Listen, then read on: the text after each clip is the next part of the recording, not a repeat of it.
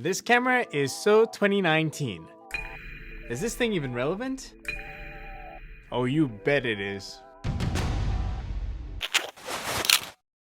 Hey fam, mga kapatid, I'm Mike, nurse photographer and videographer, and I make videos about camera gear and tutorials for new photo and video shooters. We're going to be talking about why I bought this camera over its newer brother, the A6400, as well as the features that still make this camera relevant, and why it might be for you. I was on the lookout for a second camera as a backup, second angle, and even a top-down kind of angle. I was specifically looking for a bang for my buck since I wasn't trying to spend some A7 IV money. Initially, I was thinking to get the A6400 for the battery it uses, since I also have NPZ 100 batteries for the full-frame Sony cameras.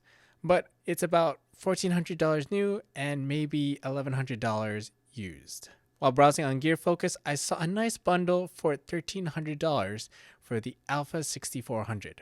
It didn't just include the camera, but also a hand grip, the Sigma 16mm and the 30mm f1.4 with a Rode mic as well. If you're new to shopping for gear, usually if you can, you get a good deal on a good camera body and a lens instead of just spending the money on just a single body. The A6400 costs $898, practically $900 new.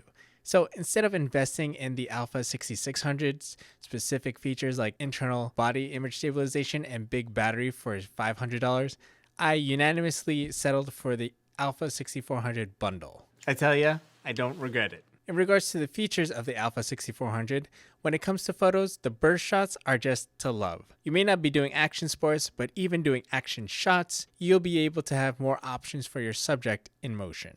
If you have a difficult time of tracking your subject via the LCD screen, you'll be glad to know that you also have a viewfinder on this baby. When your subject moves, you may not always get the perfect shot, but you got plenty of frames to choose from thanks to the continuous shooting of 11 frames per second. If you're a ninja using the silent shutter option, you've got up to 8 frames per second. On the video end, I'm shooting 4K 24 frames per second and 1080 60 frames per second with an option to shoot even up to 120 frames per second. This is plenty enough for social media and many clients to shoot HD and 4K. Speaking of 4K, here's a fun fact. This camera has a 6K sensor in it, but we're getting it as oversampled 4K as this improves the quality of the image. Another thing you'll like about this camera is the flip screen. This works excellent for top-down shots. Another fun fact, the screen is also touchscreen, just only for the shooting screen anyway, not the menu, so touch to focus only. Although this isn't a full articulating screen, this is still very usable if you're trying to keep your setup minimal when creating content. No need for an external monitor, at least most of the time if you're running and gunning. In addition to the flip screen, another great plus is face and eye tracking autofocus. For photos, you can assign an eye autofocus button, but if you got the continuous autofocus on, you'll be able to get your face. For video, it automatically has it set to continuous autofocus, unless of course you're filming in manual mode. But one of the most important reasons why I got this camera instead of the older A6300 and 6500 was because of unlimited record time. Now all kinds of videos are neatly recorded within 30 minutes. You sure don't want to be looking at your camera realizing that it stopped recording 15 minutes ago before you actually finish talking. The Sony A6400 is the kind of camera that I use when I'm on a day trip and when I want a lighter setup. It's also the camera that I just hand over to my wife to use. I got the Sigma 16mm and the 30mm, which, although they are not image stabilized, are great lenses in terms of image quality, and they do some good work in low light with their apertures opening up to f1.4. When I'm using two different cameras, I love to take advantage of the crop sensor here and pair it up with a full frame lens since it gives me a longer focal length. This is especially true with the Sony 24-105 f4. At the furthest angle of my 105, it actually becomes a 157mm when multiplied by the 1.5 crop factor. Yeah, there's math. If I'm not using this lens, I'll also tack on my 85mm f1.8 so that when it comes onto here, it becomes a 127mm. As you can see, there's not much of a big enough reason for me to get a 70-200mm lens when I got these kinds of combination of lenses with this camera. One thing to note though, when using these telephoto lenses, is that it isn't easier to have stable handheld footage. Unlike the Alpha 6500 and the 6600, this A6400 doesn't have any image stabilization. So if you want some real stabilized footage, you got to use a gimbal, tripod, or even monopod. If you're new to photo and video, you'll soon realize that 4K is nice to have. Sony was one of the first companies to put 4K recording in their mid-range camera bodies. However, do note that it does come at a price. The file sizes are larger, and if you do shoot enough 4K, your camera will start to heat up within the hour. The A6300 and the A6500 are not foreign to this. I used to own the A6500, and I have to say that this camera deals with overheating much better. The A6400, I mean. However, my efforts of dissipating heat, it still overheats. After an hour or so of straight recording of 4K, you're pretty much left paralyzed. My advice is that you have a B cam if you anticipate long ceremonies like at a wedding, or maybe a 2 to 3 hour podcast. Otherwise, just stick to 1080 for these kinds of videos. I mean, do you have overheating problems with your camera? I was able to shoot continuous 4K around 1.5 hours before I started overheating in my bedroom.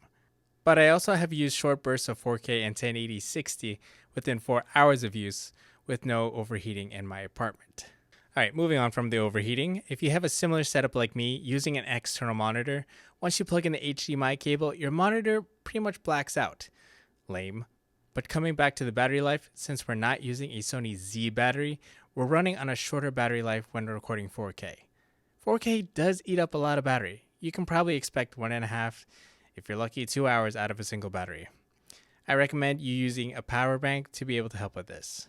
If you're considering to switch back to 1080 for 24 or 30 frames per second instead of 4K, you'll notice a difference in image quality. Typically, you can't tell the difference between the two on the back of your LCD screen, but as you see here, you can notice a difference. Although one of my favorite parts about this camera is the flip screen, it is also not the most convenient to use if you decide that you want to have an external microphone mounted on top. In order for you to use a microphone with it, you have to get another accessory in order to not obstruct the screen. This camera I think could be for anyone new to photography and video. If you're just shooting moments of your family as a hobbyist, it's great for that. At the same time, this camera also gives you room to grow if you want to try your skills and sell photo and video services because of its additional features and functionality. Yeah, it doesn't have the same bells and whistles of its brother, the A6400, but internal body image stabilization and a bigger battery, as well as a hand grip, can be fixed with dedicated gear to make up for those shortcomings. If money isn't an issue though, you can get the A6400 to get away with more battery life and in-body image stabilization. As someone who has been spoiled by in-body image stabilization, or IBIS, and a full-frame sensor, I thought I wouldn't enjoy this camera as much and just run back to my A7S III. However, I did start enjoying the camera. And the more I kept using it, the more it didn't even matter what kind of sensor this thing had. Even if it was in lower light situations like when I was taking pictures or videos at church. Whether this camera may be your B camera or your first camera, you won't be disappointed in how much you can grow with this thing. There's so much of this camera that I didn't cover in this video. If you want to learn how to set your Alpha 6000 series camera like mine, check out this video over here. But if you're using an older Sony camera, here's how to unlock the record limit. I'm Mike, reminding you to go out there and shoot for the life that matters. Thanks again for watching.